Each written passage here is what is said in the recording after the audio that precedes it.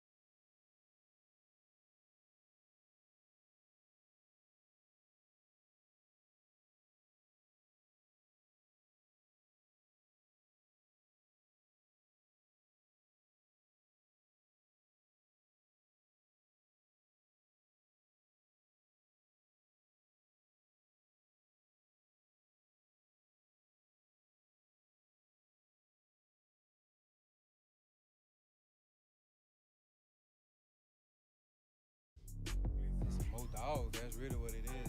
This is 4th Street, and we got Mo Dogs on 88.5 this year. 3, 2, 1. It's that time of the day.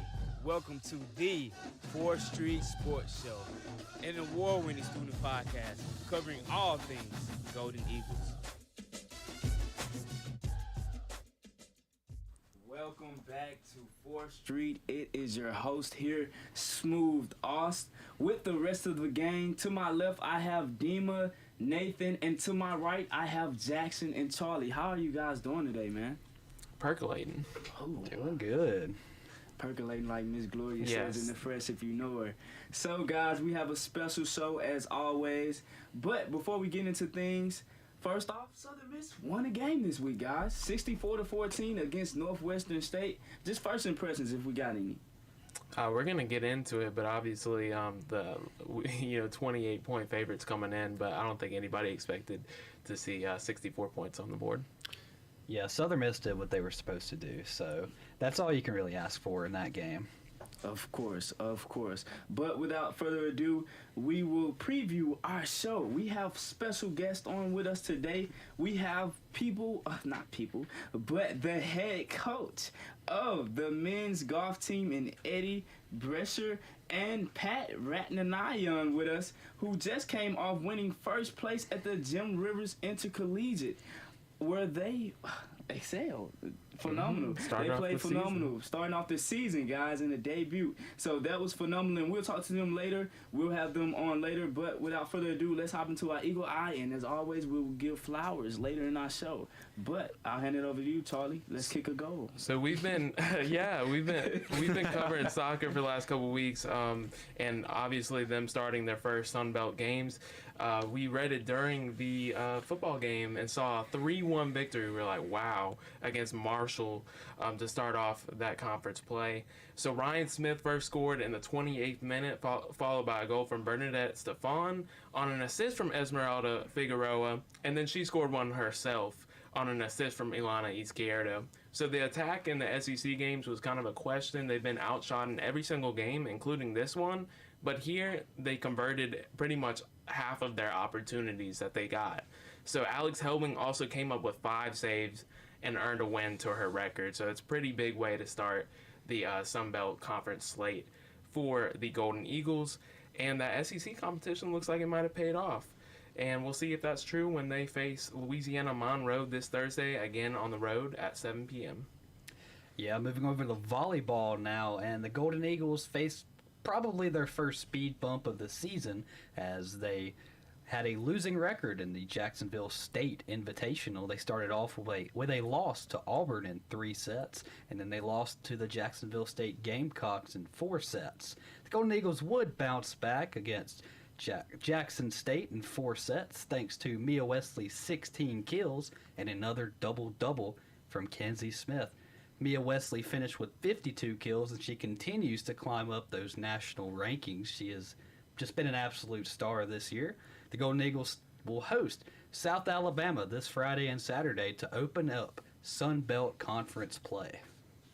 And then, of course, we have men's golf. I guess we're going to talk about how they did, but just to kind of preview, they won the Jim Rivers Intercollegiate for the first time since 2013, and it was pretty exciting, it seems. Pat just beat out, I think it was Owen Stamper from Middle Tennessee by 1 stroke. We're going to talk to him about that. And they also just beat the Blue Raiders by a stroke in the team standings to end the event with a tournament record low 836 stroke total. So really impressive way to start the season. Yeah, moving over to tennis, the women's tennis earned 2 titles in the Northwestern State Invitational. Clara won in her finals matchup along with Hannah Chambers, and the Golden Eagles will head to the ITA Regionals in Baton Rouge this Thursday. And of course, you talked about Northwestern State. Southern Miss football was not only the only team to get a win against Northwestern State in the Invitational. But without further ado, we'll take things over to football. We have our weekly wrap that we'll discuss and talk about afterwards and see where our heads are. So without further ado, Sky, play this clip. Let's get it. Southern Miss got out on the right track this week with a dominating victory against Northwestern State, 64-10. We needed to execute in all three phases for 4 quarters, regardless of who the opponent was. Coming into the week, Zach Wilkie will be named the starter for the Golden Eagles at quarterback. But as the game went on, Southern Miss would utilize the 2-quarterback system. After a 6-0 lead, quarterback Ty Keys would come in for Wilkie and explode the offense with a 40-yard touchdown to Jakaris Caston, who would tiptoe down the sideline in the end zone, making it 13-0 Golden Eagles in the first. I thought I stepped out of bounds, so I was just trying to jog down the sideline. I thought I was out, but I kept going. And the crowd told me I was still in. After a scoop and score by the Golden Eagles at 20-0, the Golden Eagles would tack on 2 more touchdowns and close out on a 89-yard reception by Jalen May from Ty Keys on a slant route to make it 41-0 at half. And that in the presser, Coach Hall will leave the QB competition up in the air between Wilkie and Keys for the upcoming week. I got no idea, man. We got a whole week of practice. You know what I mean? And practice matters here. Practice matters a whole lot here. Yep. I look forward to coaching them on Monday. I look forward to coaching them on Tuesday. And it's going to be a fun week. For yet another week, the Golden Eagles defense would excel, only allowing 16 rushing yards on the night with 4 sacks and 1 interception. The Golden Eagles defensive coordinator, Austin Armstrong, would suffer a loss in his family. Right, nasty bunch. He's probably going to get mad at me for saying it, but I can't help it because I love him so much. Austin Armstrong's mother died this week. Her funeral was Friday, and that was in York, Alabama. And Austin drove over there and handled all that and drove back and was at every practice, planned every practice, gave the eulogy at the funeral on Friday, okay, was back for Friday night meetings, didn't miss Friday practice, okay. And I don't know how many people in here who's had a mother that's passed. I have. That's not an easy thing to go through. It's not an easy thing to handle. There's a lot of kids here that count on him. You know what I mean? And that's what this world needs is more Austin Armstrongs. You know, we need more people that when times are hard, they still are there for everybody that's dependent on them. We want to send condolences to Austin Armstrong's family and the loss of his mother to start off, guys. But without further ado, let's hop into just the main topic of the week, the QB topic, guys. Zach Wilkie or Ty Keys. I know that we had a immediate reaction after the game, and that was a question that was brought up. Would we take Zach Wilkie right now or Ty Keys? They're definitely in a battle right now, and like Coach Hall said, he's looking forward to Monday, which was today, and tomorrow, which is Competition Tuesday. So that'll be interesting to see, but let me just get y'all first thoughts on who would you take right now to lead the Golden Eagles offense after the performance against Northwestern State and Zach Wilkie's performance against Miami? I can jump in here. I think it's important to understand when you have a starting quarterback, right, you want to get your starting quarterback in rhythm with the offense. So each week we keep doing this. Like last week, we were all like, oh, it's definitely Wilkie. Definitely Wilkie has to start. And then after, 3 plays, basically, we saw Ty Keys break off those long touchdowns to Jalen May, Caston, yes. And, 3 passes that were long plays were on the stat line. It looks like Ty Keys had a phenomenal day, obviously. But when you actually watch the game, obviously it's against Northwestern State, and they're playing Tulane this week. That's a different opponent. Yes. So I think for me, it's still Zach Wilkie because I still think that Zach Wilkie played very well against Miami, and I can't say yet if Ty Keys could have played at that same level. So just for that reason, taking the Northwestern State game out against an actual formidable opponent, because I think any quarterback could have gotten back there and done what Ty Keys and Zach Wilkie both did.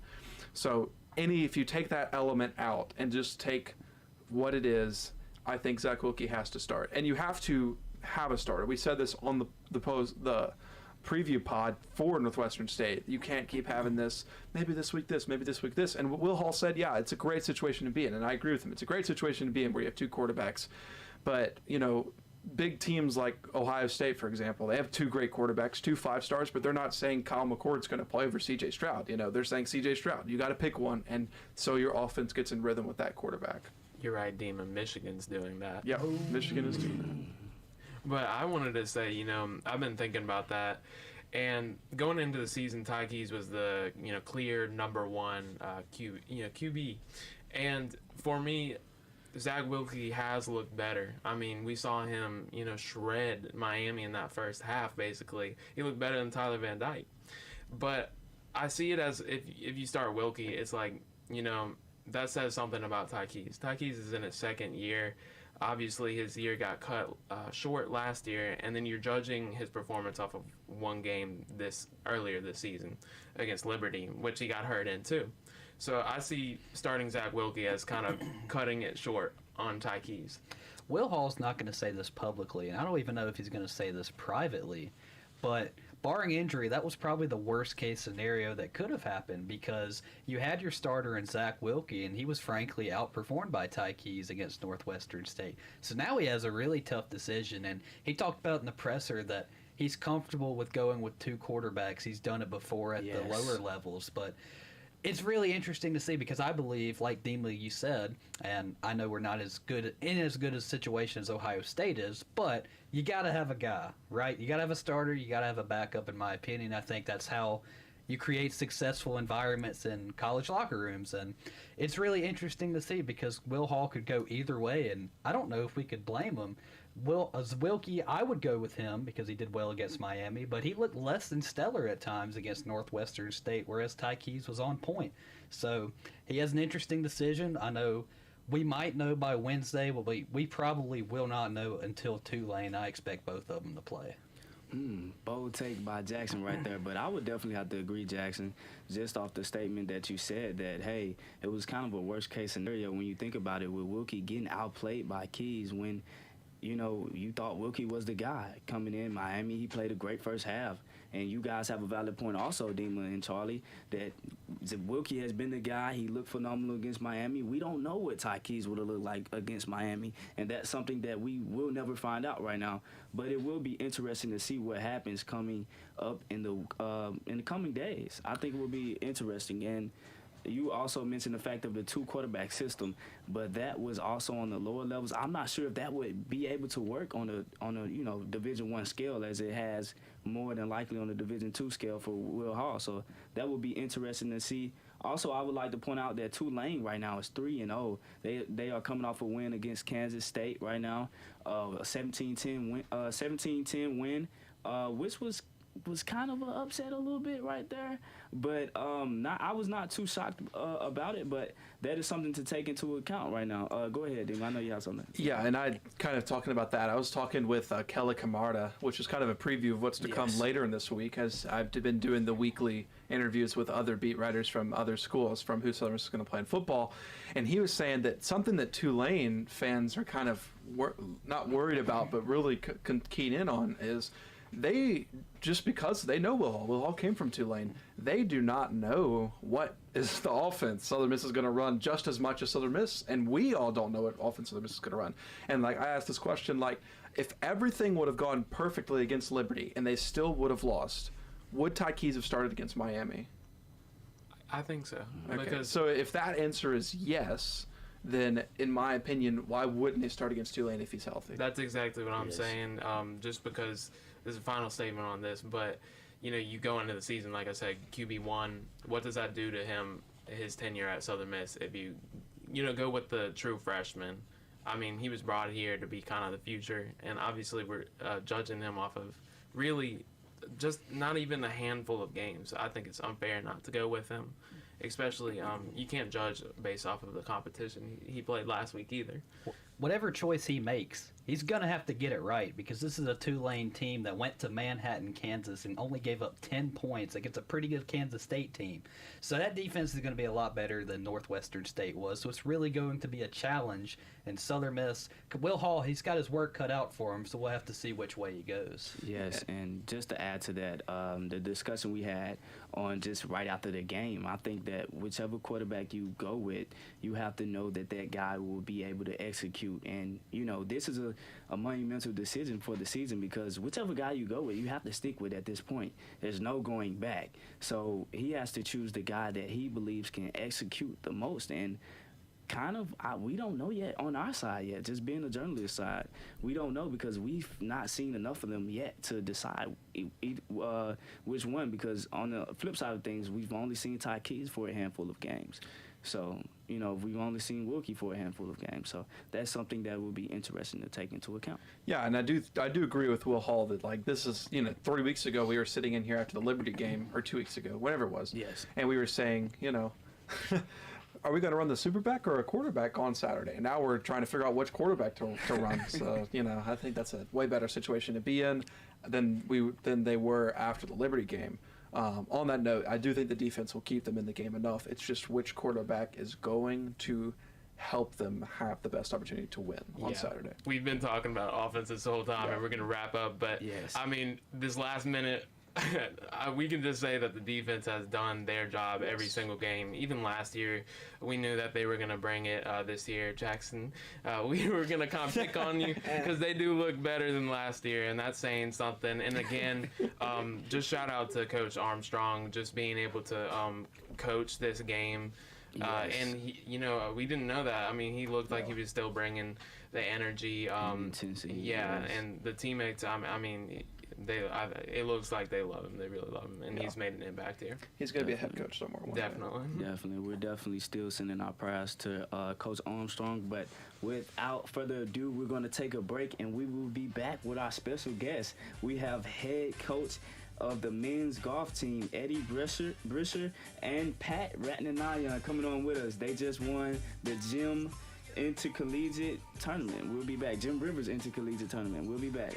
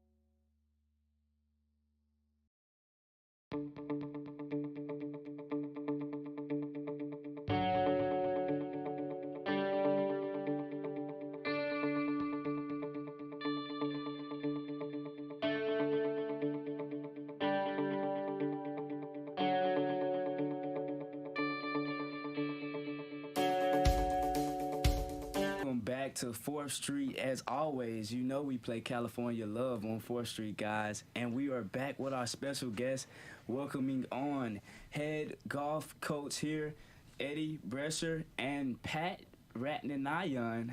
Excuse me if I mispronounce it, but I'm trying my best here, man. So welcome on. How are y'all doing today? I'm pretty good. Thank you for having us. Thank you for coming on. How you doing, Coach? Doing good. Thanks for having us today, guys. Appreciate it. Of course.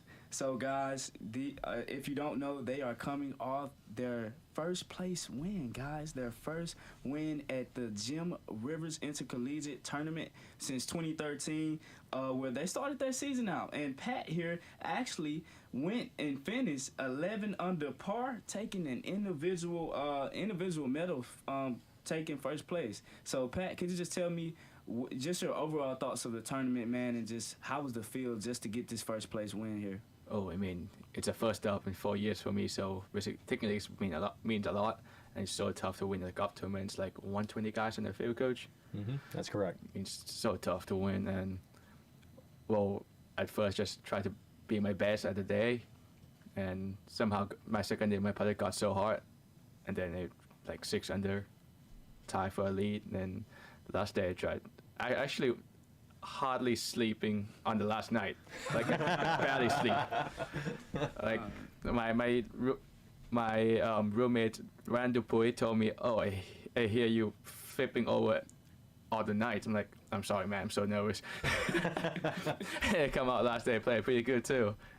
Well, I will say this too. I remember specifically now, I'm on a little bit different routine as a dad, but I did wake up at about 3:30 in the morning, ready to roll, wide awake, and just thinking, man, can we get to the box right now and start this thing? So it's kind of a thing for all of us golfers. We're itching to get to the tee when we have a chance to win. So. And for both of y'all, y'all started the event out strong. So what is it like to, carry that momentum on through 3 days? Was there anything, you were telling the team, like just strategy going in and just like the morale, trying to keep, your head straight going into those last 2 days? So, I mean, the biggest thing about our program that we've got is, we preach it to the guys all the time. It's a brotherhood. You guys are so close. You spend so much time on the road, in the airplanes and traveling and just going all over the country to play tournaments that you try to rally around each other. There is a lot of pressure in golf because you kind of feel like you're on an island when you're playing. And as a coach, it's kind of weird because this is really the only sport in coaching where I've got a player over here, and then I've got another player that's about a mile away, and they both count exactly the same for the team score. So it's kind of hard to balance that. But, I mean, our guys are experienced veterans. We've got a lot of fantastic talent in our roster and in our lineup that's at this tournament we just played in, that I just try to put that trust in the guys that, my job is to make sure we get them there on time. First of all, develop them while we're at home, making sure they're getting the reps in that they need. And then when we get to the tournament, it's a little bit different than other sports, whereas my job is to just kind of let the horses run, because they've done the work. Once you get to the tournament, it's green light go. It's time to just let the horses go. And coming into, the first tournament of the season and winning, just as your experience as a coach, what does that mean for this season? Like, how do you build off of that? So this is huge in comparative to other sports, like your soccers and basketballs and baseballs and footballs and all that. They play against one other program when they compete. So our football team right now is 1-2 on the year. All right, so they've only got 3 teams to go off of. This one tournament that we played was against 21 teams. Wow. So when we look at it from a golf perspective, we are actually 20-0 through our first tournament of the year. That's also how we're ranked on a national scale with GolfStat for the NCAA selection process. So at the end of the year, I mean, you're probably going to play upwards of, say, 150 to 200 teams, depending on your schedule. So if we go to a tournament with 15 schools, we still want to finish 7th or higher to have a winning record in that event. If not, then it's actually you can technically say, okay, you had a losing record this week. You lost that game, so to speak, in our sport. But if you finish in golf in the top 5, that's really your goal. A 15-team field, which is average. you finish top 5, you're in the top third, you're leaving with a very good win percentage on the week, 66% win percentage. So. Wow. Now, just run me back on this too, Coach. Like, just the day before the final round, could you just tell me what were you telling Pat in his ear just to keep him going and just keep him from talking and turning out of his head a little bit? Well, I will say this, okay? I'm a little bit more. I'm not a micromanager type of coach. I have trust in my players. I'll say this about Pat. He has not given us one issue on the coaching side of things since he's been in Hattiesburg for 3 years. He's never been late to anything. He's never had an issue with a teammate, nothing like that. This guy's been first class ever since he stepped foot in the city of Hattiesburg. So having that as a coach, I trust him to go out and perform at an elite level, even when he doesn't have his A game. And he can tell you right now, so the practice round, Oh yeah, I play so bad. Like he actually say, like, well, Pat, you aim off the line like 40 yards, right? Like, oh well, I don't know that because I'm all over the place on the practice round, and then I'm kind of like, I just sit up right and hit the ball. Yeah. That's So his alignment's really off. I'm watching him as he's practicing. I'm like, man, he's supposed to be aiming at the flag. He's aiming at the right bunker. Like, what's going on here, bud? But that's routine maintenance in golf. That's just part of it. You kind of get offline, and so you kind of need a set of eyes to help get you back on track. But to answer your question, I don't really have to say a whole lot. He's an all-conference player. He's a proven winner.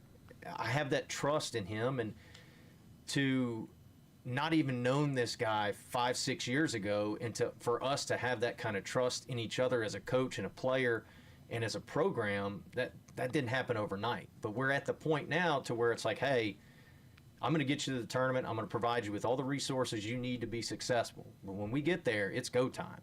I trust you to want to go out and kick everyone's rear end. So. Yeah, and Pat, for me, it's like a victory just to get the ball in the fairway when I play golf, So what was your reaction when you just won that medal? Like, what was your immediate reaction when you won the tournament? Tell them about the final putt. Oh, actually, I gotta tell them about final hole. Yeah, because I'm on a tee box. I'm on a tee box. I'm so sweating. I can't even feel my hands. My hands are numb. Like I tried to clean my hand, drink some water, try to get slowest as I can at that point, because I don't want to be like rush, hurry, get my adrenaline up and kind of that. And I hit a bad shot too.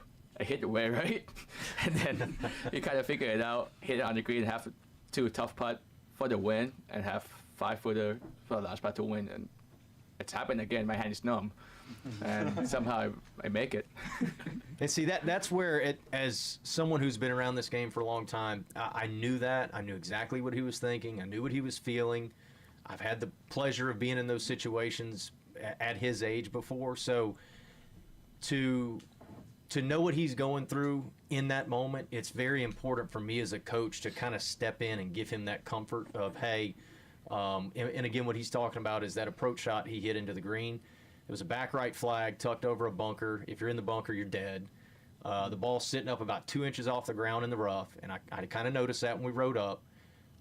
He's been hitting down really, really steep on the ball all week, which is not good when the ball's sitting up in the air. Yep. Okay, so I made sure he understood, look, you got to choke up on this about an inch on your club and try to pick it off the grass. If you do, the ball's going to come off fine, your normal distance, you'll be middle of the green, you'll have a little bit of work for a 2-putt par, but I knew he had a 1-shot lead, and that was our game plan. So in that moment, I'm trying to reiterate that to him as a coach to kind of help him focus on what he needs to and not focus on the result and the fact that there's a lot of people around the green watching. Like, hey, let's lock in, focus on your process, pull the trigger, let the rest happen.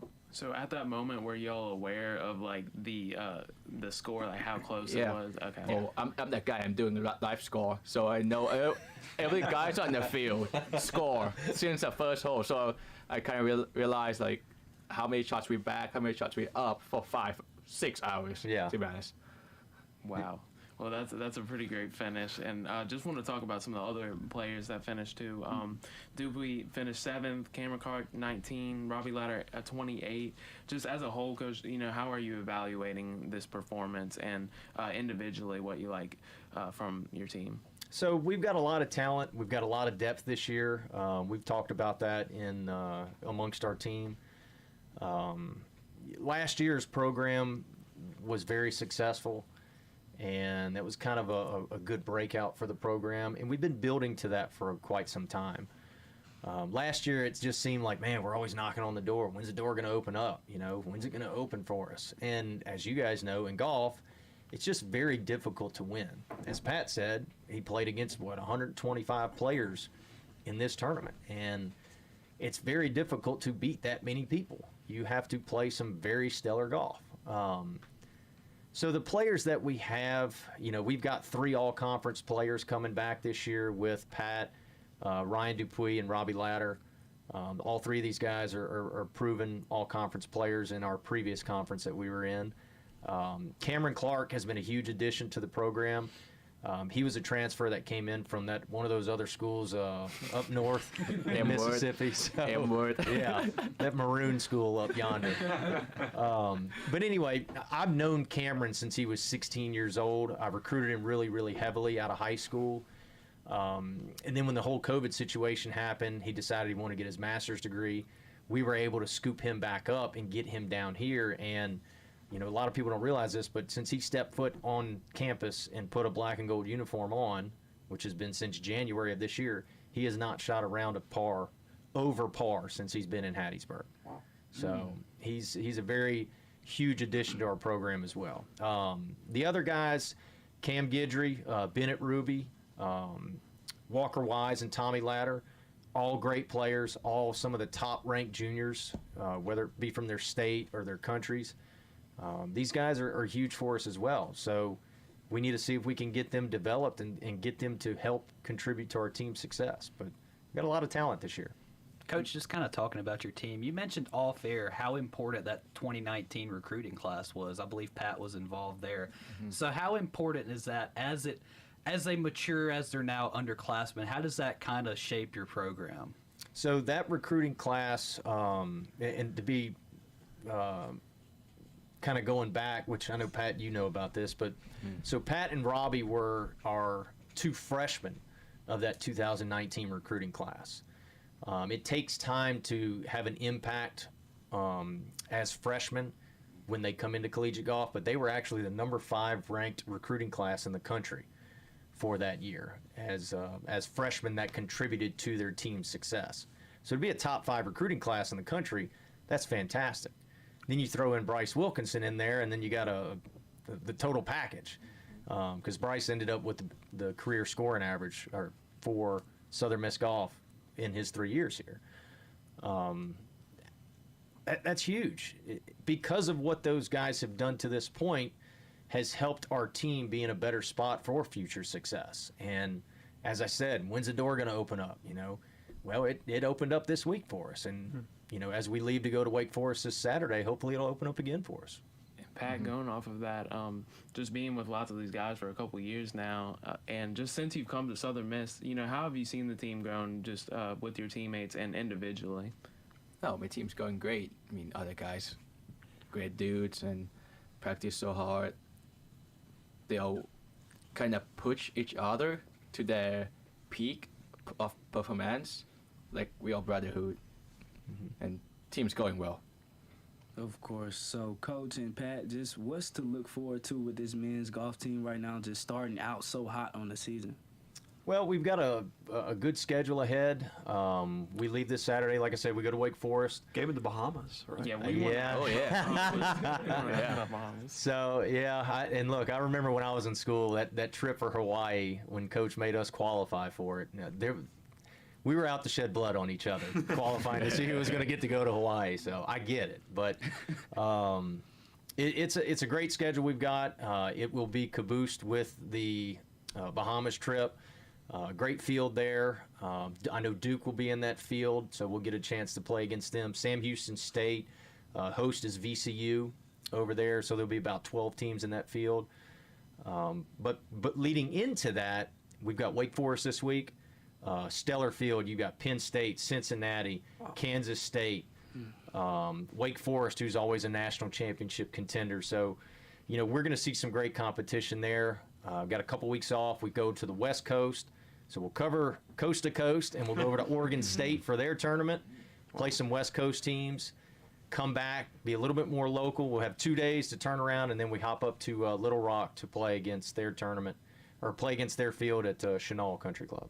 And what about having the Sun Belt Conference Championship? No, I know I'm jumping way ahead, but what's that like to have it in Mississippi this year?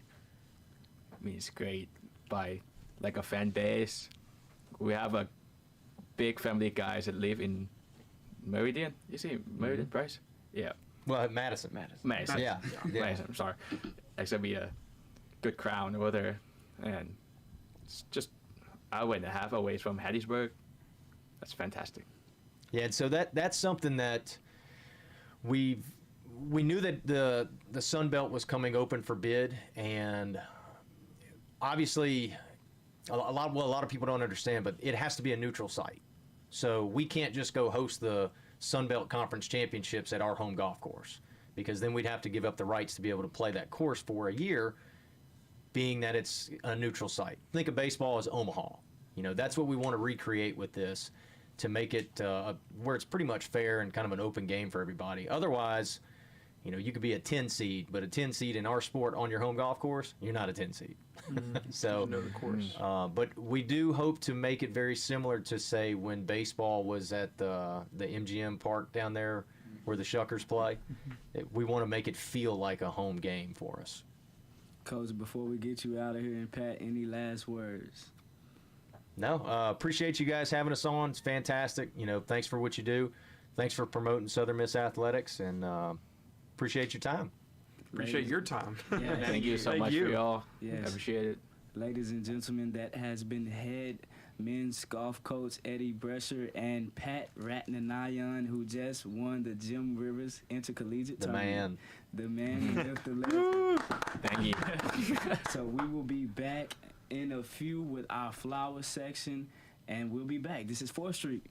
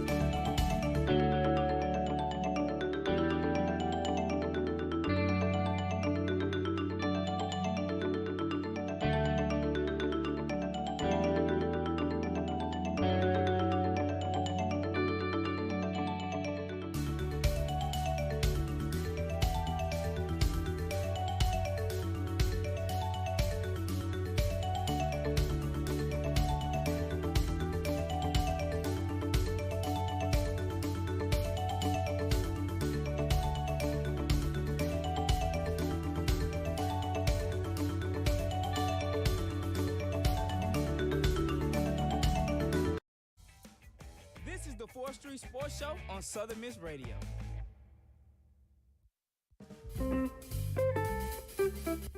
Ladies and gentlemen, it's that time of the show.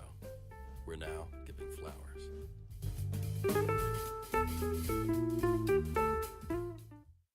Welcome to our flowers section of 4th Street, ladies and gentlemen. And we have a new 4th Street Player of the Week as always, but it's staying in the same wide receiving family, guys, here on Southern Miss.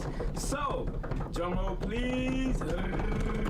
Please. Your new 4th Street Player of the Week is Jacarius Caston. 6 receptions for 94 yards and 2 tutties, guys. So congratulations to Caston on his stellar play against Northwestern State in the Southern Misses football 64-10 blowout. He's got to this come past get his Saturday. flowers. He has to go come get them. Dima, show the camera. And for the people that don't know, Dima is showing the camera the flowers that we have for him. It smells so good. Like, We what the heck? have flowers for you. my Presented guy. to you by none other than University Florist on Highway 49. Another beautiful arrangement. So hopefully, Yes. Jacarius, you can come get him, or give him to your lady, or whatever. Maybe Zach Wilkie or Ty Keys again.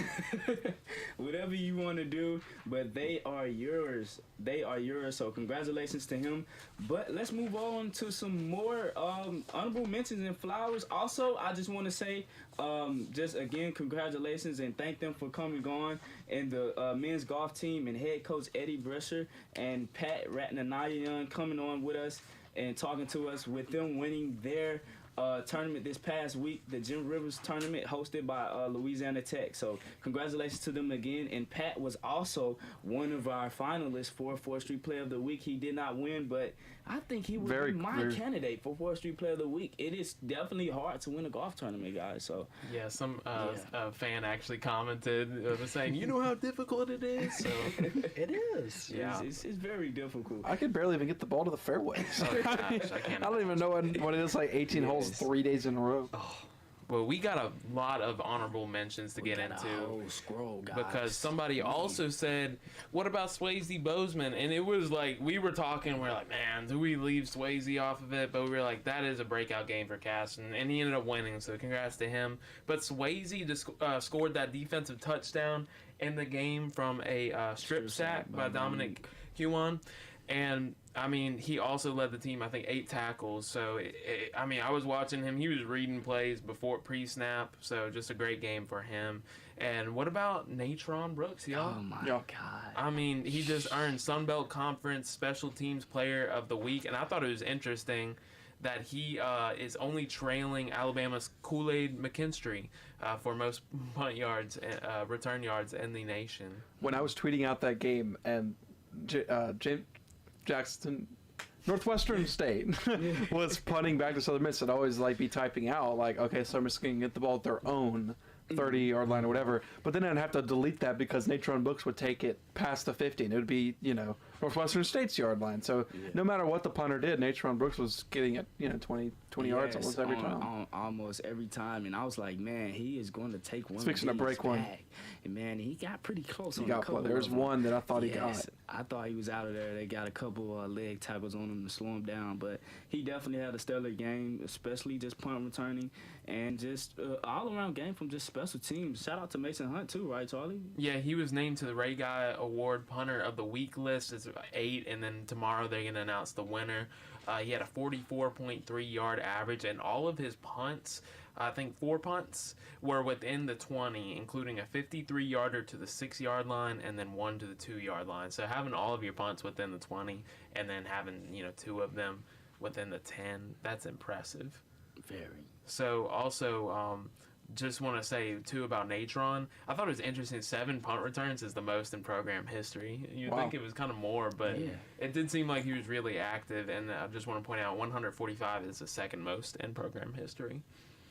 Yeah, and I just want to give a shout out to Matt Wallner. He made his debut for the Minnesota Twins this week. Golden Eagle fans and Twins fans alike have been pleading, begging for him to get the call to the big leagues this year. and he did not disappoint in his debut game. He had a solo home Debut run at that. off of Shane Bieber, That's a who goner. I don't know if he's won a Cy Young, but he's certainly been in contention before. He's an ace pitcher. In 3 games, he has 3 hits, 2 singles, a .267 average as they lost their series against the Guardians. Kurt McCarty on the Guardians as well. So we wish Matt Wallner nothing but the best in the future. I'd also like to say, I know we mentioned Swayze Bozeman, but I don't know if we could give an honorable mention to the entire Southern Miss defense in the game on Saturday with like 2 first downs in the entire first half. Like, I didn't even know if Northwestern State was going to get a first down in the whole game. So really good play by the entire defense and Coach Armstrong. Yes, they started off strong. It was a total of 7 straight 3-and-outs, guys. I don't care what team it is. That is hard to do. That's very hard to do. And that was just very, very phenomenal. And like we said also early in the show, just condolences to Coach Armstrong and his will to come back with the team after his mother died. So I just want to say, again, prayers to him. But this defense came prepared to play, and he definitely was the key component to it. And they played phenomenal. And I can't wait to see what goes on against Tulane. But, yeah. And then our last flower before we close out, I was on the field, got to see it. We posted a picture from it. It was a really cool moment after the game this weekend. Stone Lot took his shirt off. He still had an undershirt on at USM, and he was like yelling, and the whole team crowd surfed him. It was pretty awesome. Just wanted to throw that out there. He brought the energy to the game. He always brings the energy. Yes, he always brings the energy. Stone Lot is the guy, man, and he's a special guy, cool guy too. So shout out to Stone, man, if you're listening, man. Shout out to him. But without further ado, guys, any last remarks or any last things we want to do before we close out here? I'm just glad I'm back. I missed the last 2 weeks. So it was good to be back in the studio. Tell us, how was the strip club? I'm sorry, man, if your girlfriend got upset at you for me saying that. Man. That's for the special. We're going to say that special. The special pod. We'll have a full breakdown of Dima's analysis. And my girlfriend's reaction when you said immediate reaction.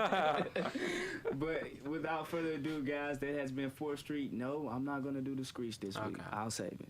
So, without further ado, we will be back next week. Make sure, as always, to check us out on Mondays at 5. Also, go view us on Southern Miss Student Media on our podcast, and also be sure to check out our special podcast that is set to air always on Thursday. On Friday. Oh, correction. Thank you, Dima. So set to air on Friday as we give our predictions against Tulane coming up. Should be interesting as we travel to New Orleans, baby. And Dima is traveling to Columbus, Ohio. Yeah, I'm taking the week off this week. So. Of course, you definitely deserve it.